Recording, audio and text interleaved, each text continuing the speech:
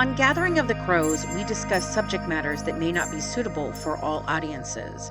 Viewer discretion is advised.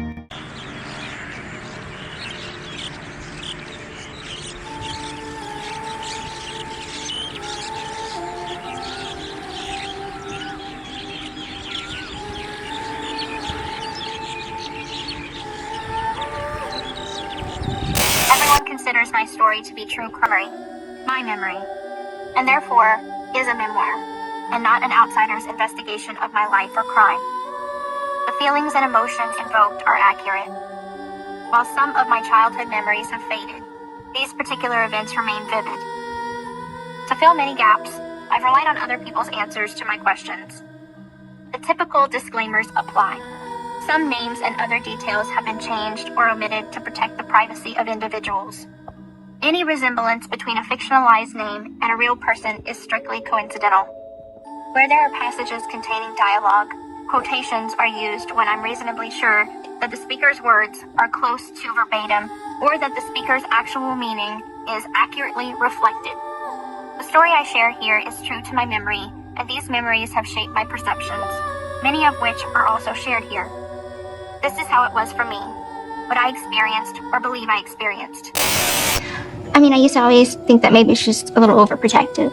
And so if I had to say one word about her, it would be overprotective. But you knew you could walk. Yes, sir. Did you ever say to her, "Mother, I can walk. Why am I in this wheelchair?" No, sir, I never asked that. When she wasn't around, did you get up and walk secretly? I did, yes, sir. Did she ever catch you walking? She did a couple times. And what did she say or do? She got so upset with me, she would punish me so bad. Like, she started hitting me with a coat hanger and telling me all kinds of mean things. She would tell me that she wished she had an abortion when she had the chance, that I ruined her life. The warm light, my scars are less jarring than I found them to be in the past. Or maybe time is softening the marks on my body. But sometimes, it's what is not visible that hurts us most. For me, that's true. For all the trauma inflicted on my body since childhood, it's the scar that isn't there that always travels with me. The scar that otherwise would have been there if I hadn't asked Nick to kill my mother. People really want to know, what was the final straw? When was the moment when I decided it was her or me? Here you go, y'all, on page 3. 1 month before the murder, my mother tried to cut my throat. At least, that's how I saw it. The cause of concern, suddenly, was my voice. It's so high-pitched. It's so squeaky. My mother complained to my ear, nose, and throat specialist. I thought my voice was distinct, like my uncommon name. Or maybe it was a family trait to be proud of. We both knew women on my mother's side of the family with similar high-pitched voices. Besides, Nick said my childlike chirp was sexy. So, I didn't understand the issue, and I told my mother so. Never in front of the doctors, of course. I knew better than that. But on the way home, I went on and on, like, well, a squeaky wheel. There's nothing wrong with my voice, I said with a whimper, as she pushed me in my portable wheelchair to the parking lot where our car was parked, outside the hospital in downtown Kansas City. Way that, people will hopefully want to go buy the book. I think that, obviously we wanted, and we meaning me and my co-authors, wanted to convey a sense of urgency. Okay. Because a lot of people can't put themselves in the mindset of where I was at with the abuse and how desperate I felt. So having a statement like she was going to cut my throat, that statement stands out a lot. And so it transports the readers into my mind and emotion. And so that's why it was so important to kind of say that and then go into the details of what I meant by that. Right. This is actually kind of the first time I've been honest. Besides being honest, my attorneys, even that, I haven't been completely honest with them. I want to talk about the night of the murder. Tell me in your own words what happened that night. Well, really, my mother and I had got into an argument 2 days before. And it was about my feeding tube. I'm like, I no longer need this feeding tube. Can we please have it removed? And she said no. And I had an upcoming surgery. And I didn't want to have it, so I said, please, tell the doctor I don't need this surgery. I've had it 20 times before. Why do we have to have it again? When we were going to the doctor, she would do all the talking. I'd always have a stuffed animal or a Barbie doll. She'd just tell me, just play with my Barbie doll. I believe there are angels among us, sent down to us from somewhere up above. They come to you and me in our darkest hour. Hey guys, it's Fancy, and welcome back to Gathering of the Crows, the podcast where we call out the truth on the murder of Dee Dee Blanchard and the false narrative that Gypsy Rose, the media, and her family have concocted about that murder. And before we get into this, I just want to let everybody know this is a subject matter that may not be good for all audiences. It is a sensitive matter, and viewer and listener discretion is advised. So, diving into chapter 4, where Gypsy shares a story of supposed abuse at the hands of her grandfather, Claude. But just like with the other chapters, we're going to pull apart the inconsistencies, the contradictions, and flat out lies in her narrative. This chapter paints a picture of Claude as a sinister figure. But is that the truth? Or is this just another fabrication in Gypsy's quest for victimhood? Today, we'll take a close look at the details in this chapter, compare them with known facts, and uncover the truth. So, let's begin with Gypsy's description of the early years she spent living with the Petrie family. She says, "For about 5 years of my childhood that I remember, I lived with the Petrie side of the family, my mother moving back into the blue house in Golden Meadow, where she'd grown up with Daddy Claude and Momsy Emma. Now, what we know is that Gypsy lived with her mother Dee Dee in a couple of different homes, but the specifics of what she's describing here doesn't line up with the reality of things. She goes on to say, "It's no secret, nor is it an exaggeration to say that my mother and Laura hated each other. But the truth is a bit more complicated. While it's true that there was tension, this animosity isn't as clear-cut as Gypsy makes it sound. It's likely more of a reflection of Gypsy's own perceptions and the way she internalized conflict between the adults in her life. The details she provides are her interpretation, not an accurate portrayal of what happened." Exactly. Gypsy's stories are often clouded by her need to create villains in this case. Laura and Claude are no different. But what doesn't add up is her story about Laura tearing up a wedding photo from Dee Dee's past. Gypsy writes that Laura opened Dee Dee's locker and ripped the wedding picture into pieces.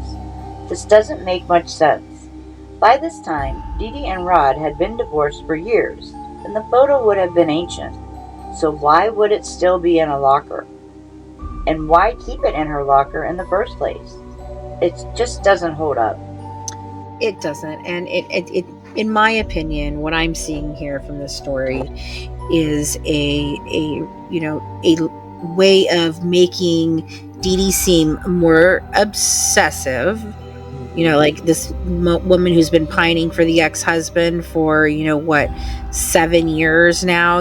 Right. And then on top of that, she makes a Rod, seem like he's just, oh my God, why wouldn't he run away from this, And then she paints Laura as just being vindictive to Dee Dee, which later sets the story for Dee Dee was poisoning her with rat poisoning, or Right. Roundup, depending which story Gypsy Rose tells, Mm-hmm. And the thing is that, do I know whether Claude's telling the truth when he says that Gypsy was the one that told him that, oh, that's the stuff that Mama puts in Miss Laura's food? No, because he could be lying. But Right. just in the same sense, though, Gypsy could have been putting it in the damn food, for heaven's sakes. Who knows? If she knew it was poison, it was making Miss Laura sick, then She could have been putting it in there, for crying out loud. And I'm not saying she did.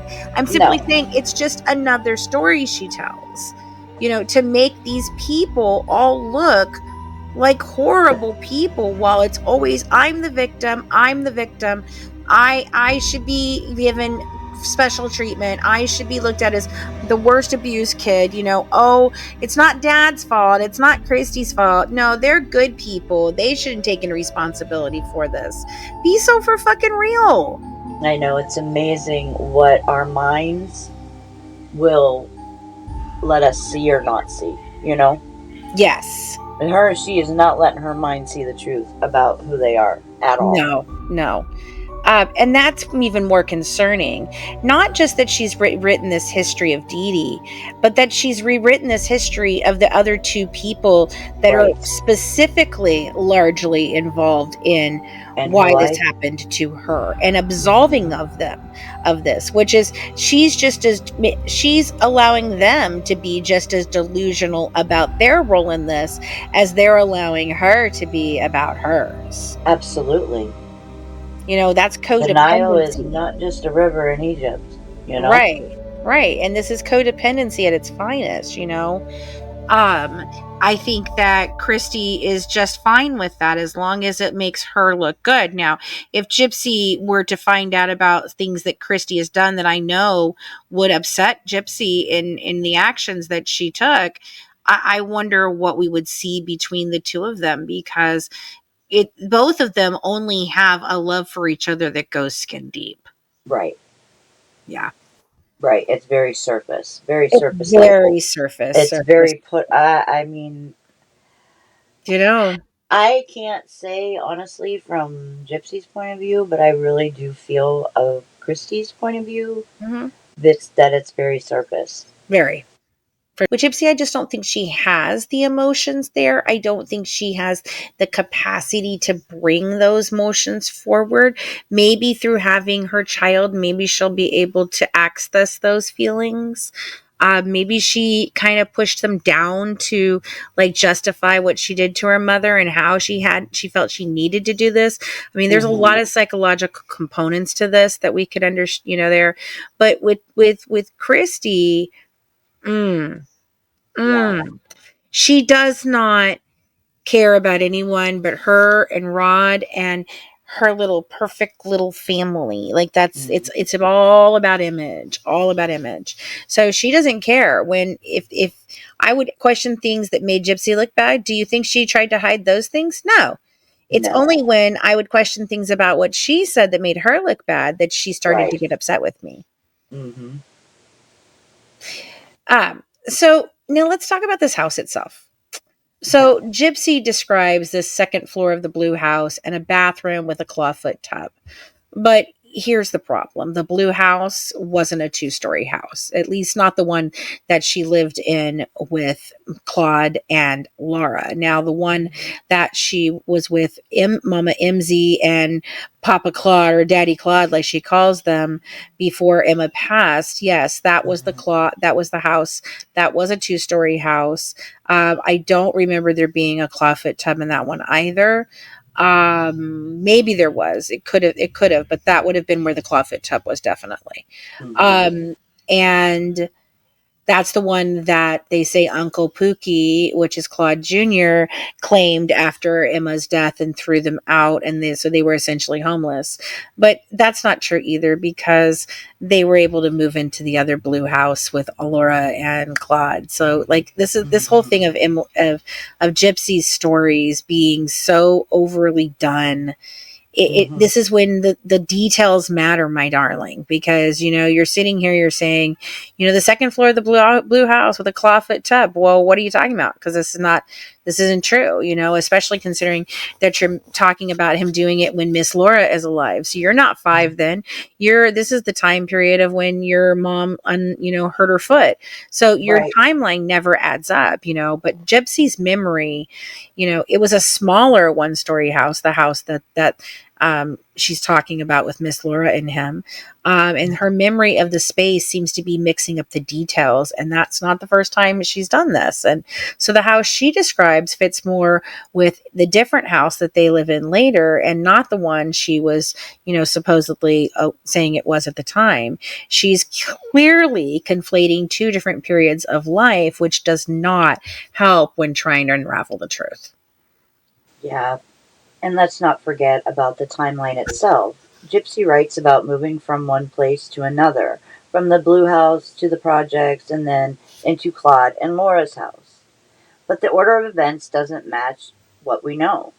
The way Gypsy tells the story makes it seem like things happen in rapid succession, but in reality, these events stretch over a much longer period of time. Mm-hmm. The timeline here is just another piece of the puzzle that Gypsy's putting together to support her narrative. But it's a narrative that does not add up. Correct. And this is something that we've talked about a lot. I've said often that Gypsy is crafting 2-3 different stories and trying to make it all fit into one story, often with when like in the interrogation video, if you listen, in my mind, I hear her talking about two vastly different incidents, two vastly different men, but she's trying to make it seem like it's all about Nicholas, but she slips up so often because when you are doing that and you're twisting these stories together, your narrative is never going to add up. She takes things from different periods of time. I think she steals references from pop culture, her friends and people that she heard from in jail, and stories she's heard there. And I'm sure she's watched true crime stuff. And so it's never adding up because she's never telling us a truthful story.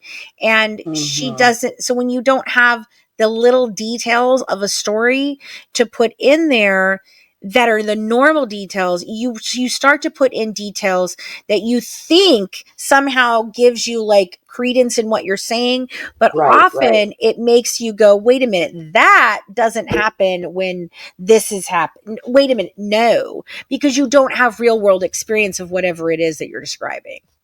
Which is why the inconsistencies for me and her story, it really bothers me to my core that I have to question any type of abuse. I really do not like to have to question that. But with her and the different stories, that's why it does matter what you say. It does matter. It matters that you said this day and this that day. It really does matter because you lying is the reason why the people that don't believe you don't believe you. Right. I mean, and like I said, to question that, me as a person, as a woman, as a survivor, as a mother, as a daughter, as a everything, really, really bothers me that I have to question that with her. It really, truly for does. sure, and it, again, it brings me back to the shock value of page 3, and just like we talked about in the last episode, how she sets it up is so macabre. Like, here it is, y'all, on page 3, why I did it, why I, basically decided to unalive my mama. Isn't I'm not so cute and southern. Like, maybe you'll understand it better if I put the whole accent in. Like, it's just like, ma'am. Like, it's nothing. It's nothing. And then here it is. This is why. Right. And with that one, like I said, the minute I read the story, I looked at it, and I think I called you immediately almost. And I was like, Mac, I get it. This story right here was everything I needed it to be, because here was everything I was trying to say. She's weaving different pieces. So yes, there was a feeding tube that was changed 2 days before. That checks. Okay. She did have certain things that she was supposed to, she told Dr. Phil there were certain things that she does that she had all the time. Yep. Okay. That's fine. She was often checked for the ER visits. Like, that's a big deal for me right now. ER visits, and how often she was admitted from those ER visits, because they don't admit you from the ER for nothing. But here's the thing, is that story did not take place in 2015. The laryngoscopy, which first of all, no slitting of throats would have No. happened. No. And I wonder, okay, so I was looking at her little chart of what all the little scars are, okay, and I don't Right. believe the scars are right either, but she labeled two of them as laryngoscopies, which are things that are in her stomach area, like her upper abdomen area. Are There's two scars there, and so I'm wondering if when those were done, and I have to look back to see when those were done, it because it's done through a little slit like that, and then it is fed down the into the body. I'm wondering if that's what made her think, oh, they're going to cut my throat. But the problem with the whole story is that it didn't happen in 2015. The laryngoscopy was not something she had done, or the laryngoscopy, the laryngoscopy Right. was not Right. something that she had done a million times, like she told Dr. Phil. It's not something that she had scheduled, nor was she having done in 2015. It wasn't something that she told her mother. Her mother told her she wasn't going to be able to use anesthesia, because that was not the case. And in fact, she had to sign for her own anesthesia when the problem happened. And there's a whole nother story about that, and we talked about that before in our previous episodes. If you've not listened to them, you should go do so. But here's the thing: it happened in 2009. She signed the paper. She gave her mom power of attorney to do it. It's a laryngoscopy. It goes into the nose and out through and down. No one was slitting her throat. No one was doing something that wasn't necessary. No one was going to cut her vocal cords forever, like the whole the Scarlett O'Hara. Tomorrow, where will I go? What will I do? Like, frankly, my dear, Right. I don't give Yeah. a damn. Like, exactly. I mean, she's so over dramatic with this. And then she wants to talk about her mother was a great storyteller and knew how to weave lies. Like, girl, be so for real. You know how proud she'd be right now? Right? Like, I mean, I guess so. She would be very proud. And she has asked that. I If wonder that if was my the mother case, would if be that was the proud. case, this is what I'm saying. If that She was the asked case, that. but She asked that. If I wonder if my mother would be proud. And well, Gyps, I guess if her goal was for you to be a scamming, lying con artist, I mean, then yeah, honey, I guess your mom would she's be proud. yeah, I she's guess, probably because I mean, happy. you've gotten away with it all. Got away with a lot, and you still are, girl. Yeah, you still are. You still So are. and here we're going to come now to one of the stories that just in this whole thing, it bothers me the most. um you know Many of us here at the GWN, and even more in our work that we're going to be doing with Scope, the Nonprofit. yeah, our nonprofit that helps with narcissist education on narcissistic abuse and helping women in DV situations. Right. And beyond that, my children have experienced this. I've experienced this. I think you've had some experience with some of this, Yeah. Amy. And this Yeah, is just this is a heartbreaking claim right here, and this is where everybody wants to know why I'm very critical of the Petrie family right now. This right here, this. Okay. Right. So beyond the fact that they have done nothing to ever keep their sister's name, in a good light. They've done nothing. They've never told a good story. They never came out and said, there's always three sides to the story. We love our niece and we want to support her, but she's not telling the truthful story about her sister, and we think that she needs help. That would have been fine. Instead, we all heard the flush the ashes down the toilet, which again is another freaking sensational thing that they get Claude to say. And Right. they've pinned it on Claude and make it seem like Claude says it. Claude doesn't say it. Claude actually says, that Darla said it. And she's like, I don't want her in with mama, just flush her ashes down the toilet. And then they get her ashes, they get the box. It's, got her pretty face on it. And it's pretty. It's a pretty face, that they have on there. And they stick it in a closet. and they forget about her for 10 years.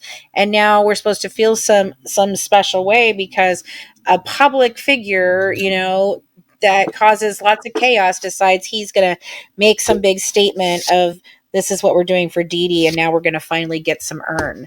At any point in time, they could have bought the urn for their sister. At any time. At any point in time, they could have come out here and said, our sister is not as bad as you guys are hearing. Let us tell you some other stories.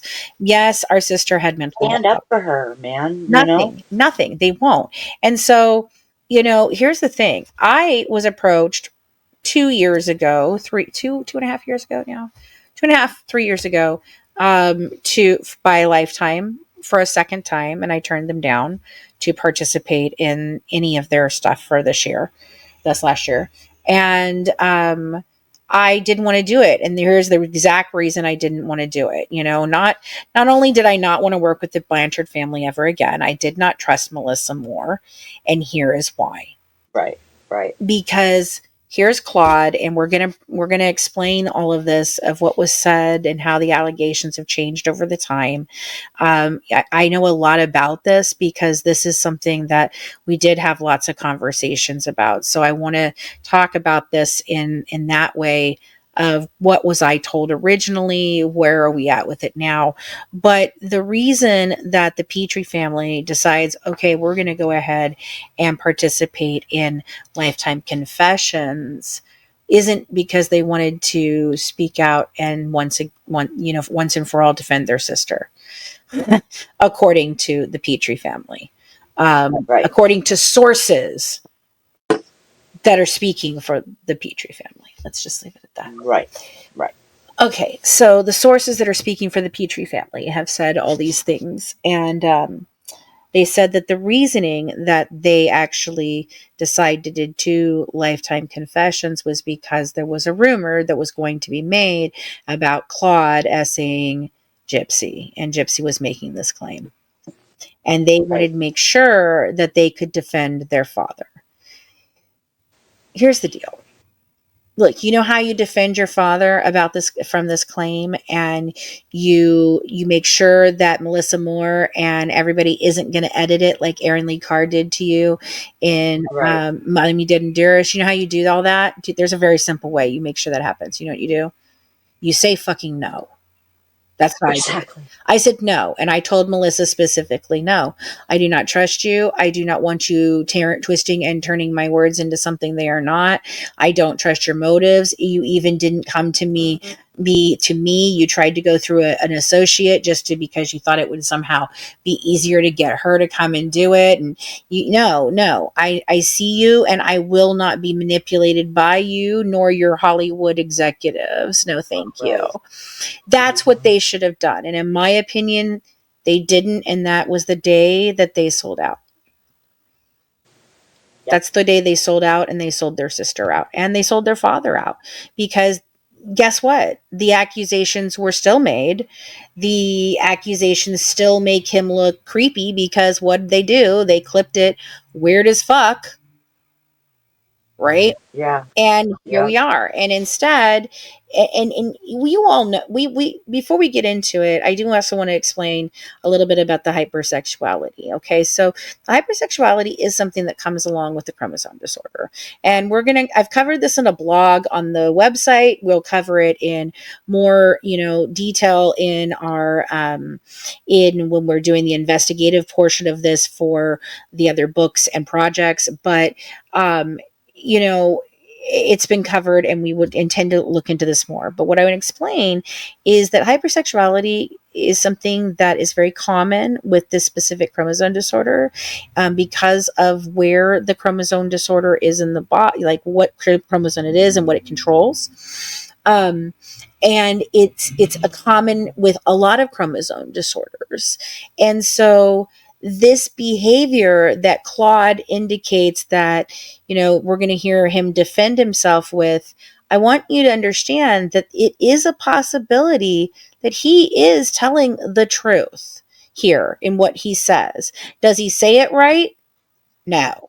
Do they flip it and take advantage of it? Yeah.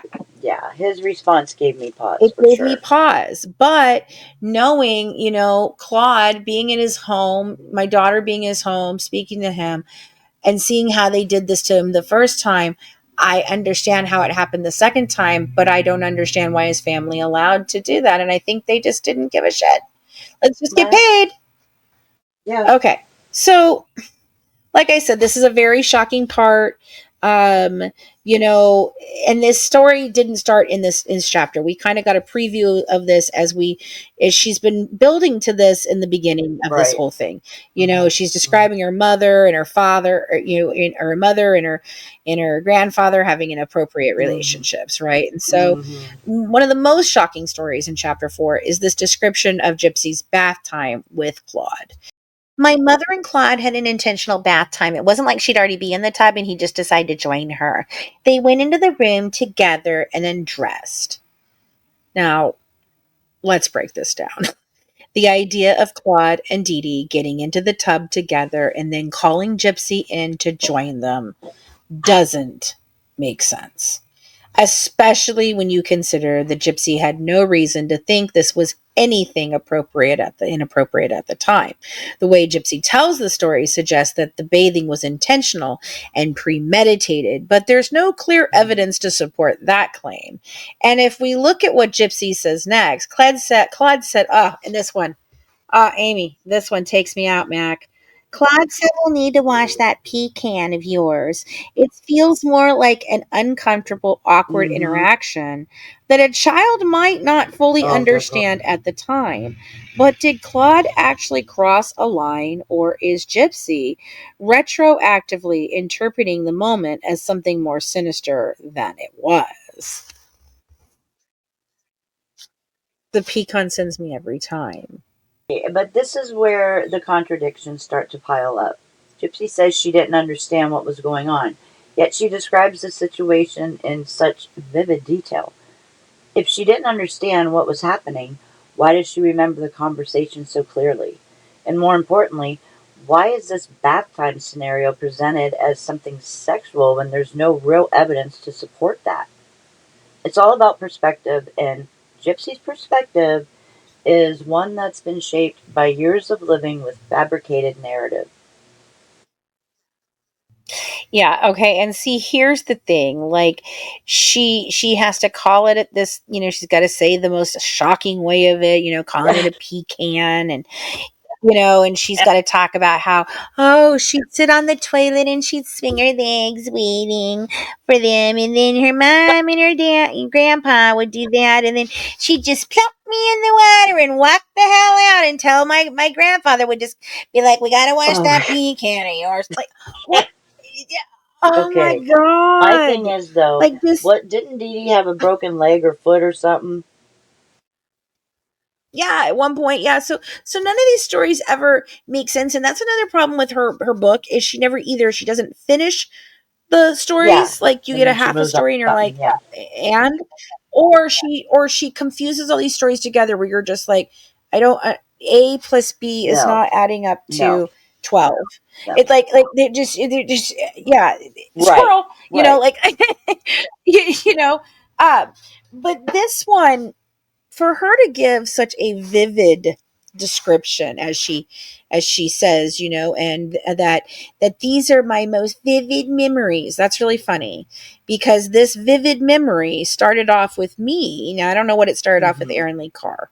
I don't know, because with me it started off with the very first time I ever spoke to her on the phone, of her blurting this out in the middle of a conversation, and I was like, excuse Mm-hmm. me, what?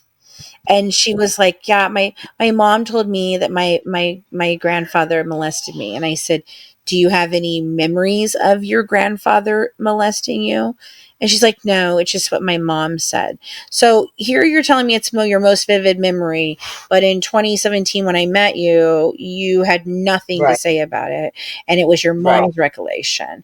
And I said, so do you remember? I was like, Gypsy, well, where was it? Well, what? I don't remember. It's just what my mom told me. I don't remember any of it. And she's, I can't remember exactly what she said, but she said that I think she said he had an inappropriate relationship with my Ooh. mom too. And I was like, oh my God, this is awful.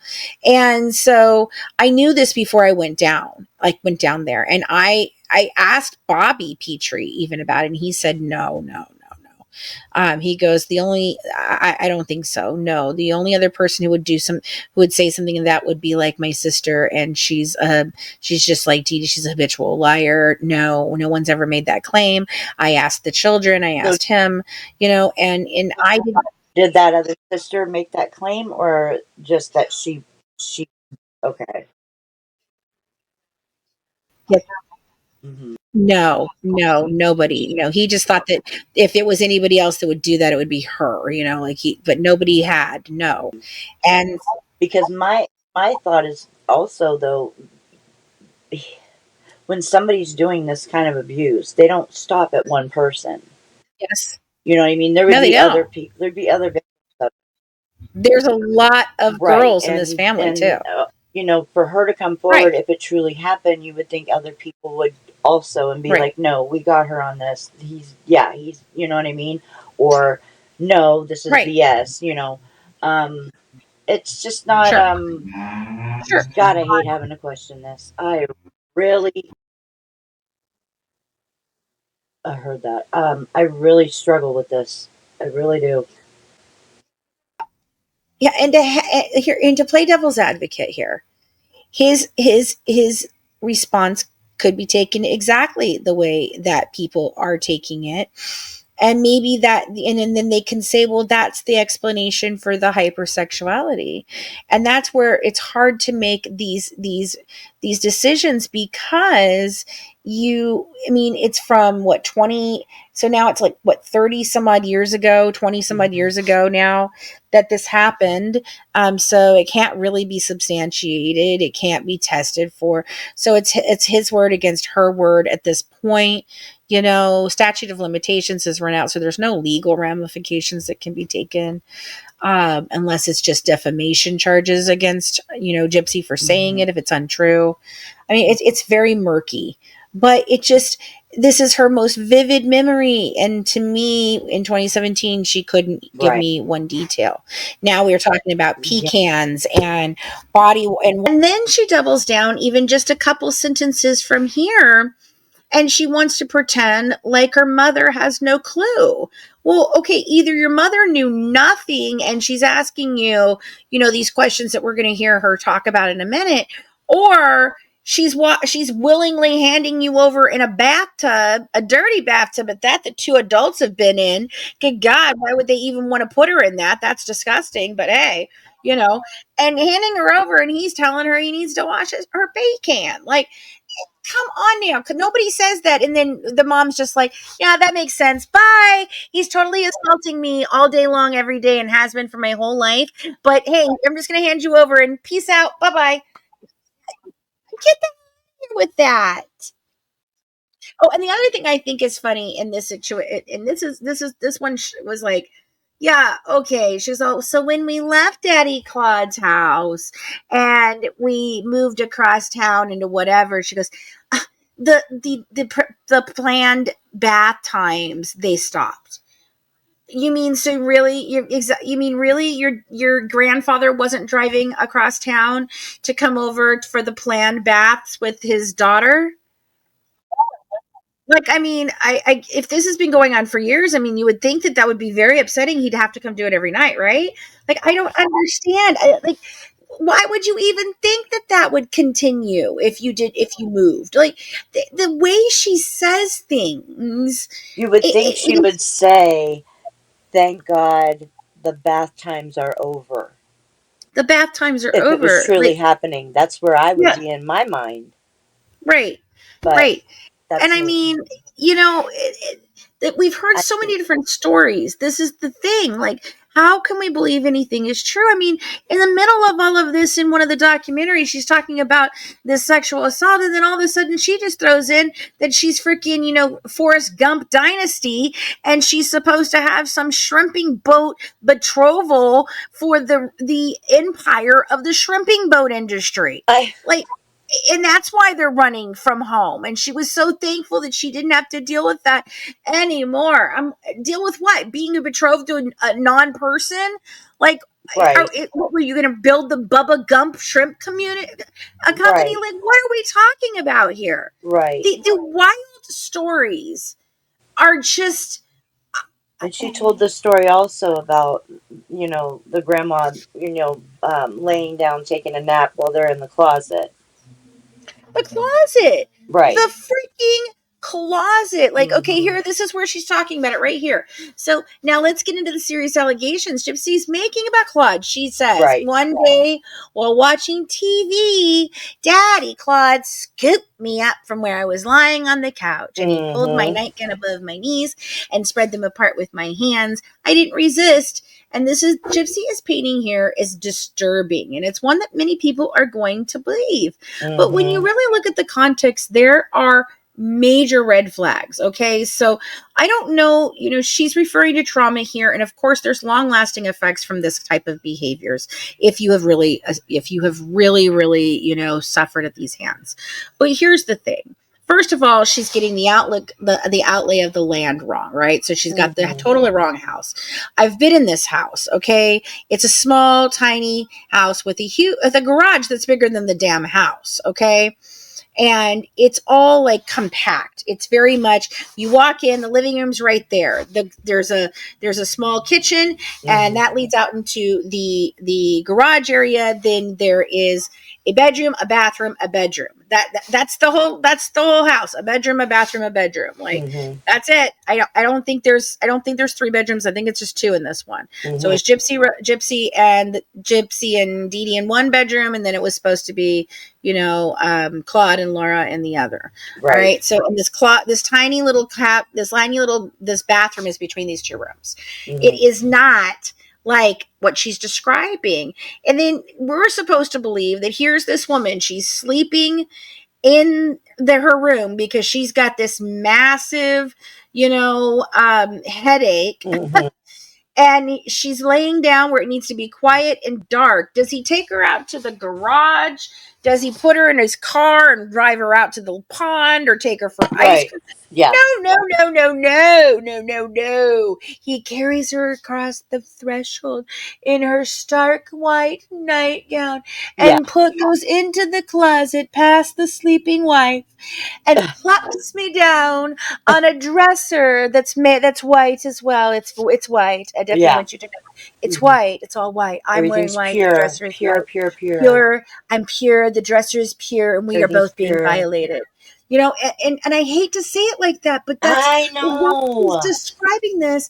And then what? He tells her at the end, he kicks it off, and she doubles down again, Mac.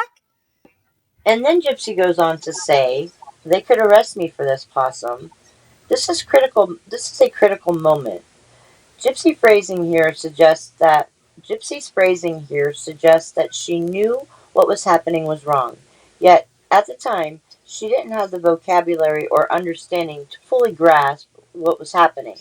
So the question becomes, did Gypsy fabricate or exaggerate the severity of the situation in later years?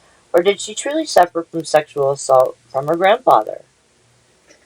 Let's wrap this up by looking at the backtracking Gypsy does when she tells her mother about Claude's behavior. See, this is what I mean about the doubling down and changing. Mm-hmm. Every time she tells another part of a story, she just changes it and it contradicts all the time. Mm-hmm. So she says, I have something to tell you, Mama. And then it goes on, Dee Dee asking, well, did he put a finger in you? No, Mama, I said, scared of how sad I had made her, regretful of my decision to tell. This is the moment when Gypsy seems to minimize her own story. And she first presents it as something serious, but then she backpedals and she reasserts her mother that it wasn't really a big deal. Now, the backtracking is critical. And yes, this can happen with people if they are feeling like they're being met with resistance when they are trying to tell somebody what happened. But Right. clearly, her mother is accepting of what is being said here because she's asking follow up questions and she's interacting. So it shows, again, a lack of consistency in Gypsy's accounting of the events. Like, Mm-hmm. my mother didn't know, my mother did know, this happened and that happened. So it's unlikely that she would have backtracked in the way that she has, because it's not, she's just always adjusting her story to fit the narrative she wants to create, and it's hardly ever the reality of what really happened here. Right.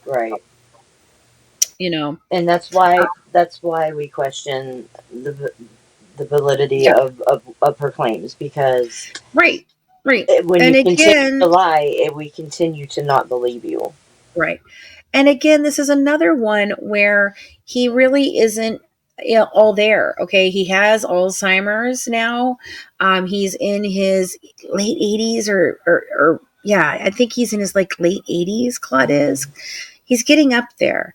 Both of his wives have passed on, and he just, the children take care of him at this point, and he's not where he was even, 5-6 years ago when I met him.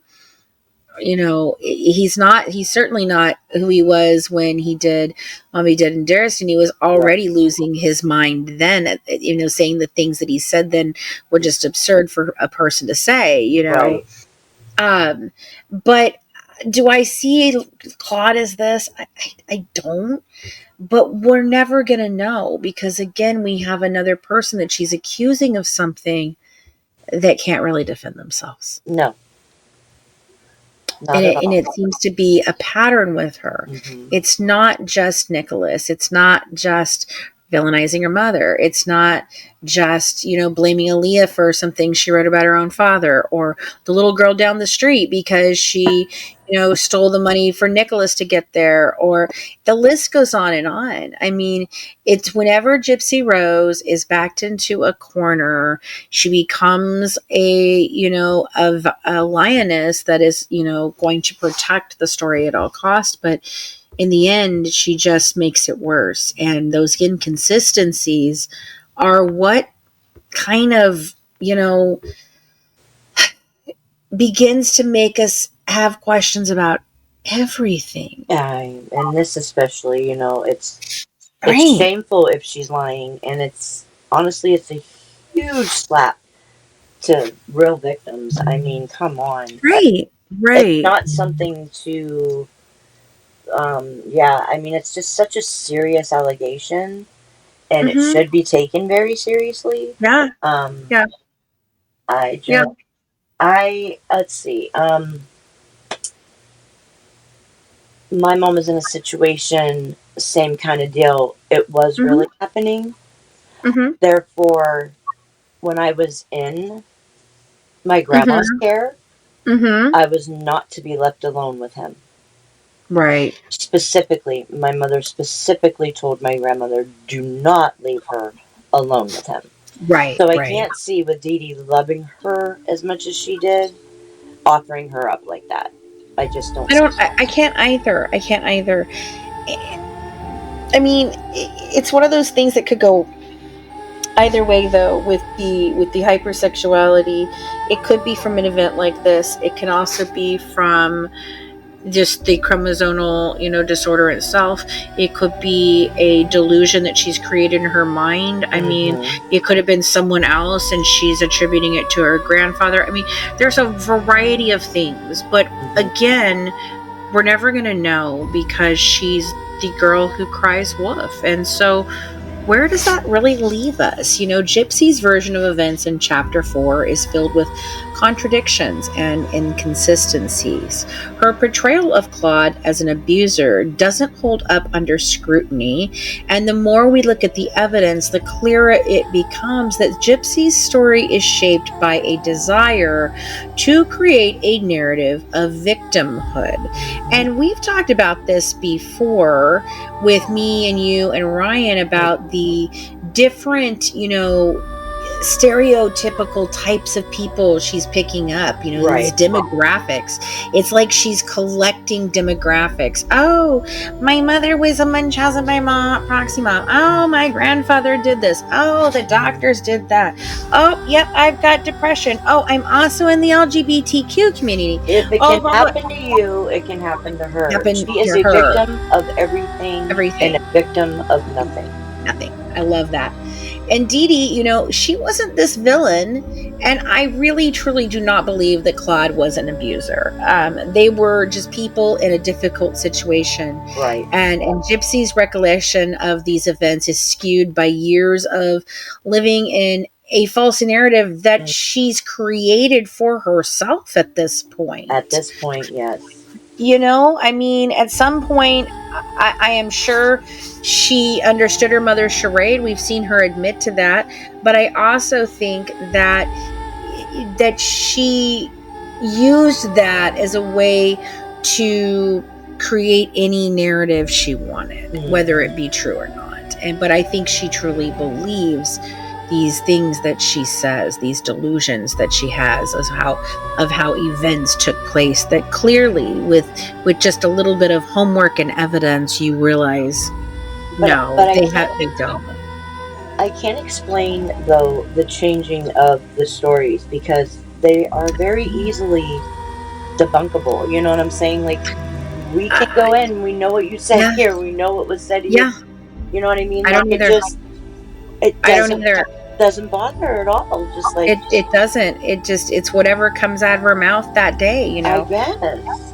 So in this episode, we've exposed some of the lies Gypsy has told and will continue to claw back the truth on her fabricated version of the truth as we move through her book.